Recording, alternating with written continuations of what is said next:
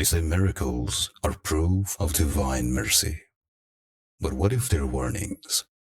Let me tell you, the night I cheated death was the night I signed a contract written in shadows, and death always collects. 3 months ago, I died, or at least I should have. It was raining, no pouring, the kind of storm that turns roads into black mirrors and headlights into smeared halos. I was gripping the steering wheel so tight my knuckles were white, fighting to see through the torrential downpour that turned the road into a black mirror. The radio hissed static, and the clock glowed 2:17 a.m. Then I saw the truck. It barreled around a bend, half in my lane, headlights blinding. Time splintered into shards of disbelief, each tick of the clock echoing like the whispered prelude to calamity.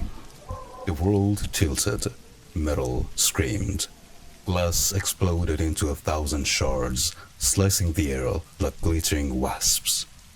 I remember the smell, burning rubber, gasoline, and something sweet, like copper, a perplexing cocktail of pain that now clings to my memory like a ghost. When I woke, sunlight streamed through the hospital blinds. My wife clutched my hand, tears streaking her face. "They said that's a miracle," she whispered. And it was. No broken bones, no scars, just bruises fading to yellow and a headache that gnawed at my skull like a rodent.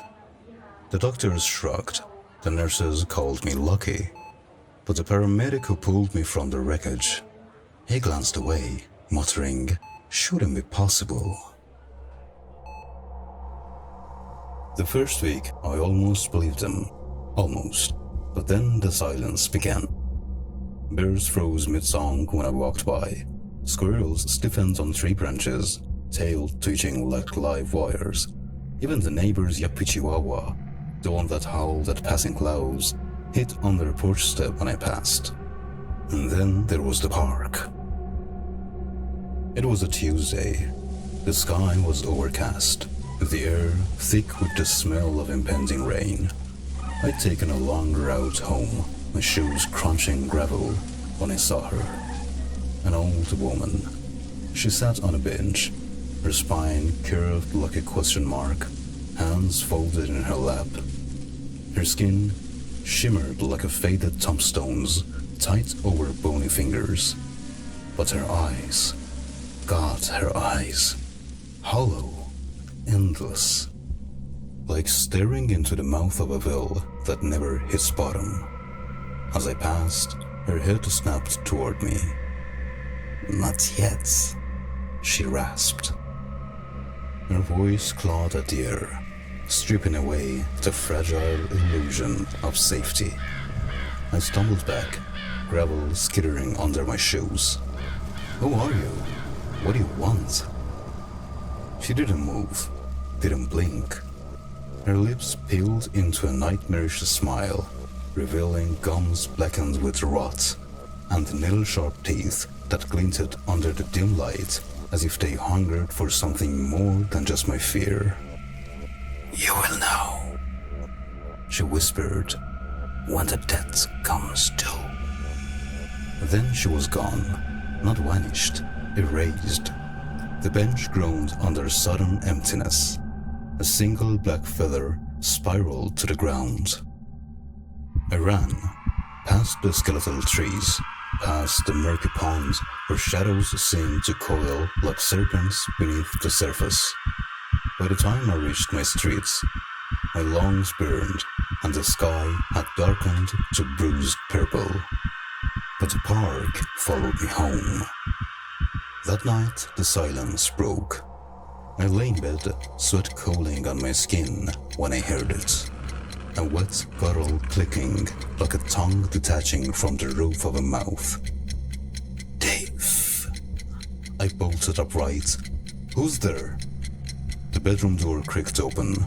Moonlight spilled across the floor. illuminating nothing. "Give it back." The voice came from all directions, the walls, the ceiling, the space between my ribs. I lunged for the lamp. Light flooded the room. Empty. But the air smelled of damp earth and spoiled milk. The next morning, the gas station clerk forgot to charge me. His eyes slid over me like oil on water. On the drive to work, a semi-truck missed my car by inches. The driver didn't honk, didn't swerve, just stared ahead, face blank as a mannequin. At the office, my chair was gone. "Budget cuts," my boss said, avoiding my gaze. But I saw the truth in the way my coworkers huddled at the coffee machine, whispering, "He's not right. Like, he's fading." That night, I found the first photo, taped to my front door, edges charred. A Polaroid of the truck crash.